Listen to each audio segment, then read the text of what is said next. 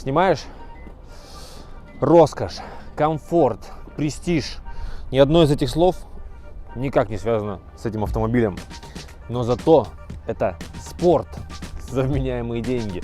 Subaru это всегда что-то около спорта. Вот.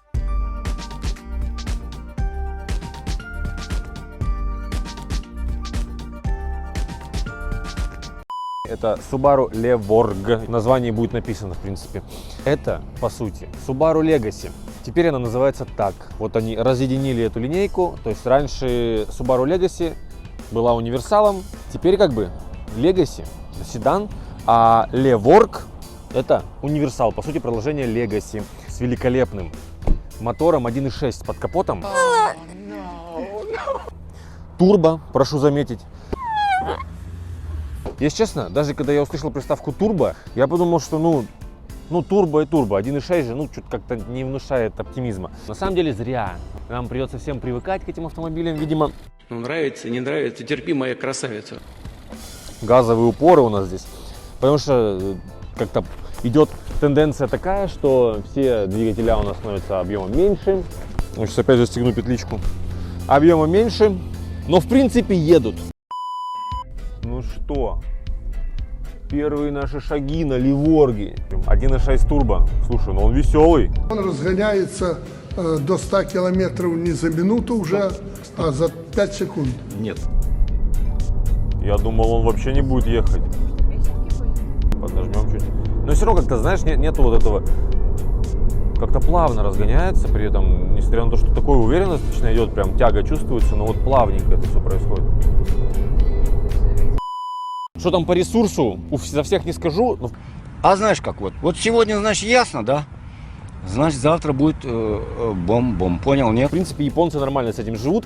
Естественно, это оппозитный двигатель. К тем умникам, которые хотят сказать, что это не оппозитное, это V-образный с развалом 180, надо бы вам повнимательнее изучить эту историю, наверное, и все-таки понять, что... Вы не правы. Всего доброго. Subaru в целом достаточно надежный автомобиль, несмотря на их специфику двигателей, которая многих отталкивает. Конкретно по двигателю. Главная проблема этих моторов, как и в принципе любых других, это температура, да, то есть фактор, который заставляет моторы стучать и в принципе требовать замены, это температура. Вот. За ней надо следить. Ну, как, не обязательно там ставить гряду датчиков, суть не в этом. Суть в том, что хотя бы надо просто банально там мыть радиаторы, менять антифриз, не знаю, вовремя, а не просто ездить, дубасить и как бы забывать обо всем и надеяться просто на великую японскую надежность. Как бы. Она тут есть, только поэтому она вас терпит, потому что если бы здесь было написано BMW или Mercedes, то все бы уже давно отъехало. Не, ну ты индеец, я балдю, бам-бам. Можете как-то? Ладно, не урчи, сейчас разберемся. Вот эта вот история с 4-м цилиндром Subaru. Он расположен, так устроена система охлаждения, что он расположен дальше всего. Да? И пока охлажденный как бы антифриз из радиатора доходит до него, он доходит до него наиболее горячий, нежели чем до 3-го, 2-го, там, 1-го. Поэтому 4-й в принципе склонен к большему нагреву, поэтому и получается у нас такая история, что вот как бы стучит 4-й цилиндр. Да, это жестко. Но в Subaru это превратилось в какой-то мем. Хотя есть подобные истории, есть и у Toyota с лексусовским, допустим, GS300. 3-литровый двигатель, он ставился на Харьки, на Lexus RX, на Lexus GS, на... Прекрати! Зачем ты это? Множество, в общем, машин. Слушай, забыл, как он называется. Сейчас загуглю, подожди. Момент. 2GR он называется, 2GR, вспомнил, да. Блять, если неправильно, то ниже подпишу, как правильно. Вот. Слушай, ушки-то мерзнут. Так, в целом, все здесь проверено годами. И 1.6, на мое удивление, я не ожидал. Он достаточно динамичный для 1.6 такого веса. Вот, все-таки турбина здесь стоит не зря, это определенно. Что бы хотелось вообще показать по капотам еще? Очень легкую доступность вот этих вот всех элементов, типа масляного фильтра. Вот просто шикарно, да? Кондиционер, генератор. Тут у нас электронная рейка, гура у нас здесь нету. все как-то вот оно тебе перед тобой. Он якобы жрет много бензина. Вот. Он сейчас в данный момент показывает на компьютере 12,2 литра на 100 километров. То есть сильно в расчеты не буду даваться, но это меньше 10 литров на 100 по-нашему. Во всяких отзывах пишут, что он жрет, допустим, там 15 минимум зимой. Не знаю. Может быть, этот расчет, который он показывает, там на бортовом компьютере, он еще из Японии. То есть еще там с лета, когда он еще ездил по Японии. Потому что здесь он там проехал, да, маленько.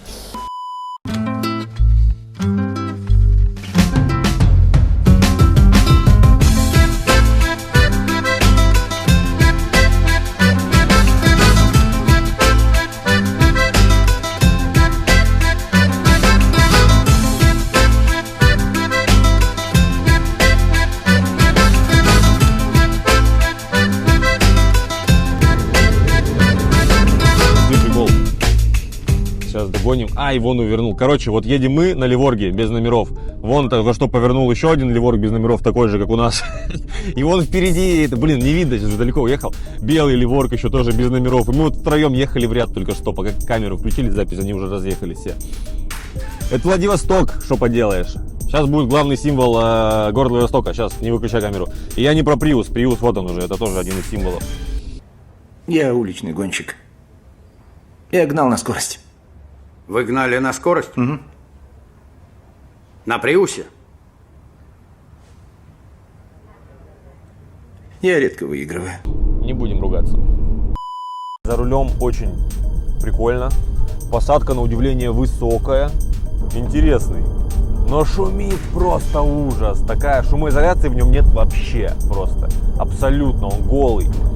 Плохо ориентируюсь. 20-30 стоит. О, надо поменьше, конечно. Уже жарко. Но жалуются, я почитал отзывы про машину. Жалуются то, что в ней зимой, да, вот если где-то в холодных краях, она поедет, кстати, в Сибирь, вот эта тачка, в ней холодно.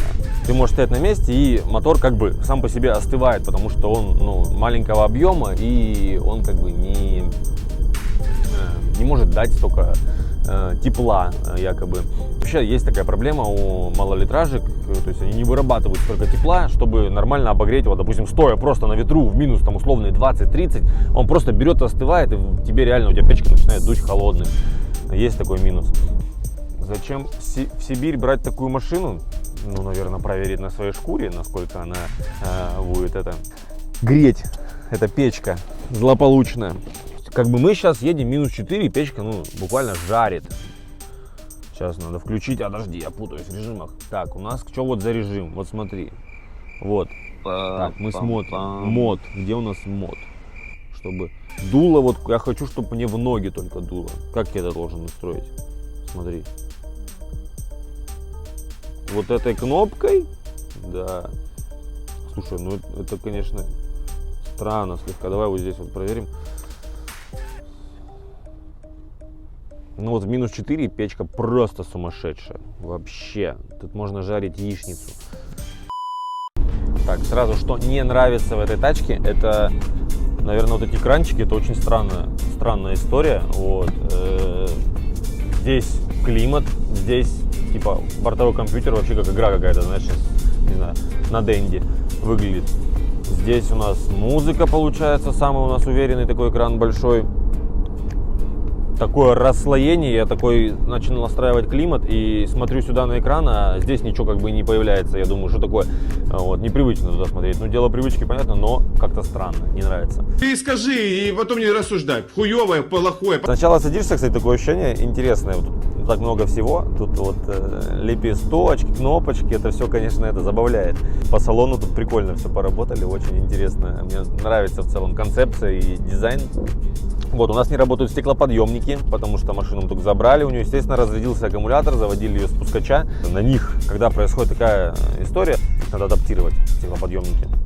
Вот, там есть определенный процесс, там типа колдовства, вот это вот надо адаптировать, потом будут работать. Ну хорошо, хорошо. О, Колин Макрей, 3 пятерки, Subaru. Это просто постная хуйня какая-то, блин. Вот берешься все-таки за вот этот руль, вот вот ты сразу чувствуешь, что ты такой в Subaru. Вот это весело, задешево. Я обожаю Subaru Forester, например, потому что вот что ты купишь еще такое быстрое за там условно, сколько он сейчас стоит, там 1400, наверное, первое поколение. Вот что ты еще купишь, чтобы оно так ехало и было достаточно надежным? Да ничего ты не купишь. Вообще Forester является таким, как сказать, объектом, по которому можно судить, едет машина или не едет, гражданская. Вот Forester очень хорошо едет. Forester это Subaru, и вот Subaru дарят вам ощущение спортивного автомобиля задешево. То есть вот эта машина приехала 1 200 000. Ну в нынешних реалиях это дешево на самом деле, это очень дешево. Иди нахуй, у меня денег нету. Так скажешь? Я тоже так скажу. Да, она старенькая, там она, слушай, не помню, 14 год у нее вроде. Но, знаете ли, это лучше, чем Лада. У меня своя дорога, и в нее вмешиваться нельзя. Тут, смотрите, лепесточки какие есть. Предотвращение столкновения, движение в полосе, вы что, тут все есть. Я на полосу заезжаю, она мне пищит, говорит, давай, Вась, возьми себя в руки. Шикарная машина, на самом деле, очень хорошая. Можем привезти такую под заказ или подобрать, без проблем. Кстати, обращайтесь, это все будет в описании. Как избавиться от рекламы на ютубе, блядь? Subaru Levorg. 4 18 колеса с покрышками в сборе. Залезли в багажник. И здесь я могу абсолютно шикарно рассесться просто. Я не знаю. По-королевски, как краб. Смотри, вот здесь посними, смотри, как тут все глянцевое, смотри.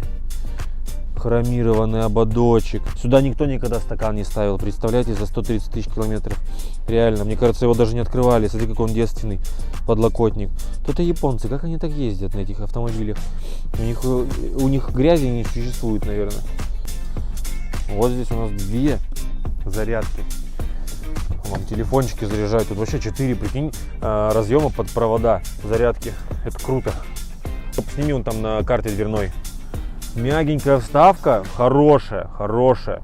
Хороший, внешне вот хороший. Один из самых четких универсалов. Ну, в принципе, с Legacy так было всегда.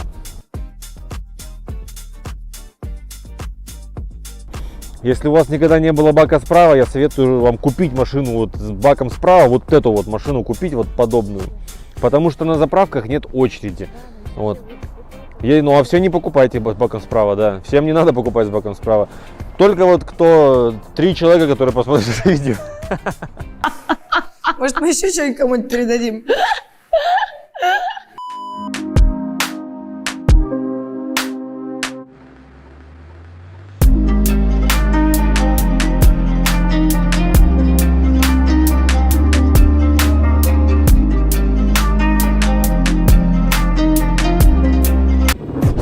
В общем, я пару дней покатался, благо вспомнил, что я забыл сказать про полный привод. И что касаемо полного привода, все не так просто оказалось разобраться, что конкретно здесь установлено. Конечно, я уверен, что найдутся те, кто уверен вообще беспрекословно, что здесь установлено. Но все-таки, чтобы понять, что конкретно в вашей машине стоит, иногда приходится покопаться, потому что многое зависит от трансмиссии, которая установлена, от года выпуска, в целом от ряда факторов, в общем. Здесь Symmetrical AVD, это все понятно, как бы. Что такое-то? Это, как бы, грубо говоря, когда блоком управления распределяется крутящий момент, и полный привод работает, как бы, ну, по сути, электронно контролируемо. Но это бывает по-разному, вот, осуществлено 50 на 50, да, 60 на 40, вот такими простыми словами скажу, как все привыкли. Здесь 60 на 40, которая в настоящем времени может перераспределять момент куда ей угодно, куда она захочет это или куда считает нужным. Вот. И это очень сильно помогает, особенно неопытным водителям на внедорожье. Это реально, ну как на внедорожье, там грязюки где-то на льду, да, и в принципе даже в поворотах, потому что как бы система полного привода в целом не нужна, когда ты едешь по прямой, а начинает проявлять она себя только когда ты поворачиваешь куда-то, вот, или ты попадаешь на лед, какое-то, в принципе, скользкое покрытие. Вот Так, здесь своего рода такой, как я понял, халдекс стоит. Муфта, вот вариатор, муфта и symmetrical AVD. То есть, кстати, главный прикол, почему Subaru назвала эту историю symmetrical AVD, потому что Ее назвали, чтобы было не стыдно. он устроен полностью симметрично. То есть у него продольный мотор, дальше коробка, ну, вариатор, привода равнодлинные, все то есть симметрично. Многие пишут, что Subaru осталась в 2007 году. Ну и чаще всего эту информацию, это заявление связывают с полным приводом, собственно. Якобы тогда был честный полный привод 50/50. Здесь он тоже честный. Он честный в том плане, что он провезет тебя, ну да, подумает за тебя. Вот, провезет тебя, в принципе, далеко и со своей задачей справляется на все 100. Он честный, он есть. Но раньше, да, вот был момент, что момент распределялся 50/50, 50 на переднюю, 50 на заднюю. Сейчас как бы вот здесь конкретно 60 спереди, сзади 40. В обычном режиме, когда вы едете по прямой, когда вы поворачивать уже начинаете, момент уже там гуляет. Момент есть. Скажем так. Если же вам не хватает старой доброй Subaru, то можно вполне купить себе какой-нибудь Forester на механике. Зачастую там установлено то, что вам нужно, что вы все любите. Вот этот 50/50 честный полный привод Forester на механике. О нет, тут механик. Здесь вариатор, да. Вариатор с турбомотором, да. Он, многие говорят, не переварит столько момента. Ну, я не думаю, что как бы об этом не позаботились и это не рассчитали инженеры. Они, думаете, ставят все сюда навскидку просто. Ну, дай бог выдержит. Я не думаю, что это происходит так. И так сойдет. В целом, если говорить про вариатор, их же в целом боятся. Они уже выпускаются японцами больше 20 лет. Это очень надежный агрегат. То есть в Владивостоке, допустим, ну, очень много машин ездит, все современные японцы заходят на вариаторе, практически 90%, блин. И вариатор себя показал хорошо. Первые версии, когда давно, в начале 2000-х, заслужили вот эту плохую славу, да, хотя и они до сих пор ездят. Вот, помню, знаменитые ниссановские вариаторы, они там одни из первых начали их ставить, там всякие Мураны и прочее. Да, там были проблемы, собственно, но они уже давно улажены, и все ездит, ходит, работает, и все четко. Я вариаторами катер даже таскал, понимаете, и ничего вообще. Вам просто надо менять масло и маломальски следить. Конечно, если вы хотите, там, молодой парень, не хотите джиганить на этой машине, просто сумасшедший, давать пятаки по льду постоянные, то... Не. Неправильно, ёбаные волки. Нет, тут ничто не поможет, понимаете, кроме коробки, механической коробки, а не автоматической. Поэтому как бы вариатор это дело такое, дело нормальное, дело хорошее, и его не стоит бояться вообще. Робота ж вы не боитесь? Поэтому забыли про эту тему, замяли. Опять же, покатавшись пару дней на этой машине, я убедился, что это лучший универсал за свои деньги, потому что эта машина внешне очень привлекательная. Ну, мало людей, кому она не понравится. По сравнению с конкурентами, она даже в салоне попривлекательнее. Ее конкуренты, ну вот что можно привести с Японии, это Fielder. Fielder это вообще такая пенсионерская история, несмотря на то, что он надежный, сверхнадежный, это божественная Toyota. И Passat вариант тоже стал пользоваться спросом. Вот с этими машинами, которые, я думаю, его такие непосредственно прямые конкуренты, все-таки вот эта машина привлекательнее всех, интереснее, веселее всех. И с этим сложно поспорить. Здесь есть удержание в полосе, предупреждение столкновения, которое можно выключить здесь. Естественно, мультируль, лепестки, опять же, круиз-контроль, управление мультимедией с руля, электроручник. Вот эта кнопочка, я так и не понял, что это. А вот эта божественная кнопочка, это выключение висящей всех системы старт-стоп, которая надоела. Руль регулируется по высоте и вылету механически. Ну уж извините. Вот такой вот салончик. 2 подстаканника. Идеально. И подлокотник. Тоже шикарно. Все автоматические стеклоподъемники. И автосвет. Не пальцем деланное, конечно, не пальцем деланное. Вот он. Subaru Levorg, который можно смело покупать, можно смело на нем ездить, омывать фары абсолютно классно, даже не выходя и тряпкой не протирая их. Правда, у нас, кстати, бачок замерз омывателя. Вот. Ноздря, кстати, вообще топ. Ноздря это вообще ништяк. С салона едешь, это придает такого, как это сказать, задорности, что ли. Хороший автомобиль. Можем подобрать. Можем из Японии, можем в Владивостоке. Стоит дешево. Дарит некие эмоции. Машина интересная, определенно. Самый симпатичный универсал, особенно за свои деньги. Увидимся с вами в следующем видео. Спасибо, что смотрели. Для меня пока сложно снимать эти видео, потому что я ни хрена не умею их снимать. И мне сложно разговаривать вот так на камеру на самом деле. Как бы там ни казалось, что я сейчас на монтаже что-то. В общем, до новых встреч. Пока. Вот. Что, 300 рублей ты говоришь?